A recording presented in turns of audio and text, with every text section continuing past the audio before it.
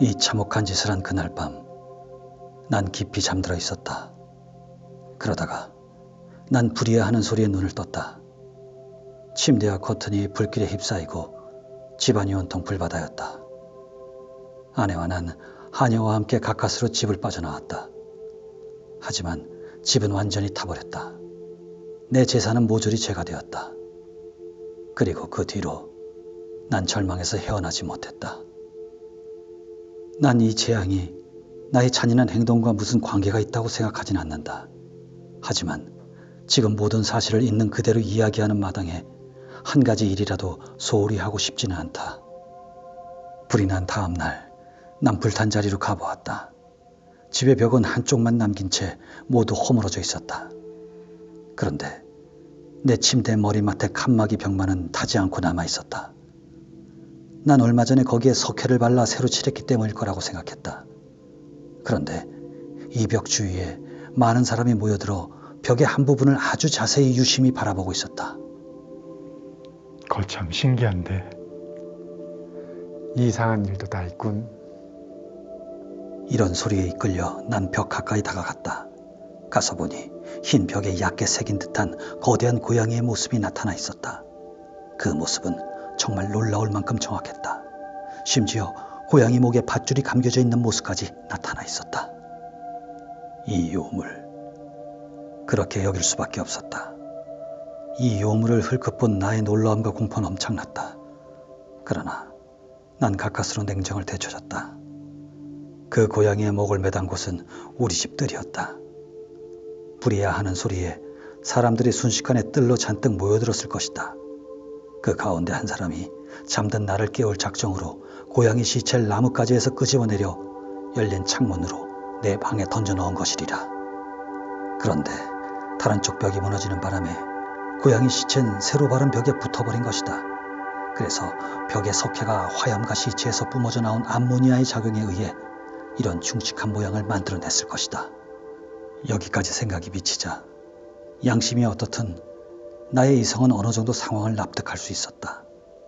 그러나 그 사실이 내게 강한 인상을 남긴 것만은 분명했다.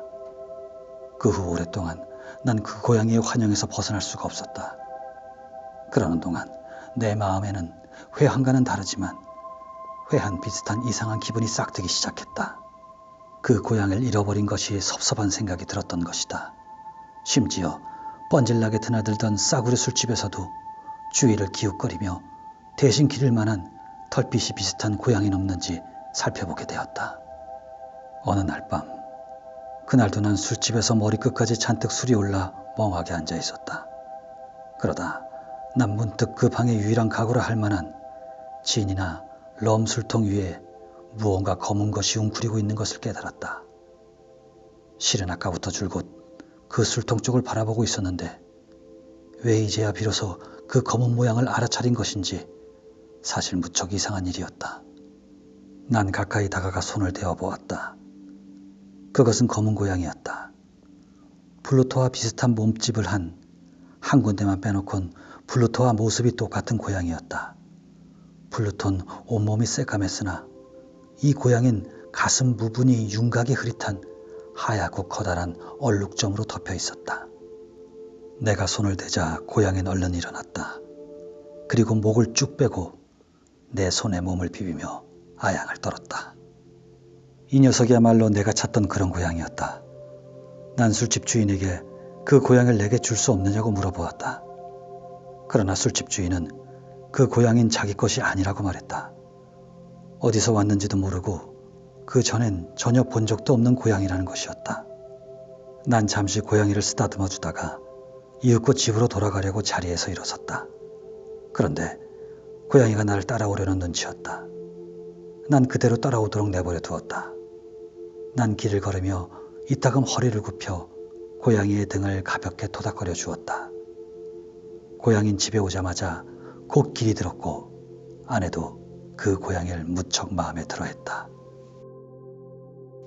그런데 어느 날 난 이 고양이에 대한 혐오감이 마음속 깊은 곳에서 솟구치는 것을 느꼈다. 고양이가 분명히 나를 따르는 것이 성가시고 마음이 초조하여 견딜 수 없었다. 혐오와 곤혹스러운 느낌은 점점 심해져 마침내 극도의 증오심으로 바뀌게 되었다. 난 그 고양이를 피했다. 일종의 수치심과 전에 내가 저질렀던 잔혹한 행위의 기억 때문인지 고양이를 괴롭히진 않았다. 여러 주일 동안 난 고양이를 때리거나 거친 행동을 하지 않았다. 그러나 서서히, 아주 서서히 난 고양이에 대해 이로 말할 수 없는 증오를 느끼게 되었다. 그리고 마치 전염병 환자의 숨결을 피하듯 그 불길한 모습을 슬슬 피하게 되었다. 고양이를 집으로 데려온 다음 날 아침, 난 그 고양이가 플루토처럼 한눈이 멀었다는 것을 알게 됐다. 이것이 고양이에 대한 내 증오심을 부추겼다. 그러나 한눈이 없다는 것 때문에 아낸 더욱 그 고양이를 측은하게 여기는 것 같았다. 앞서도 이야기했듯이 이전엔 나도 이런 뛰어난 성품, 소박한 기쁨의 근원인 이런 자비심을 갖고 있었다.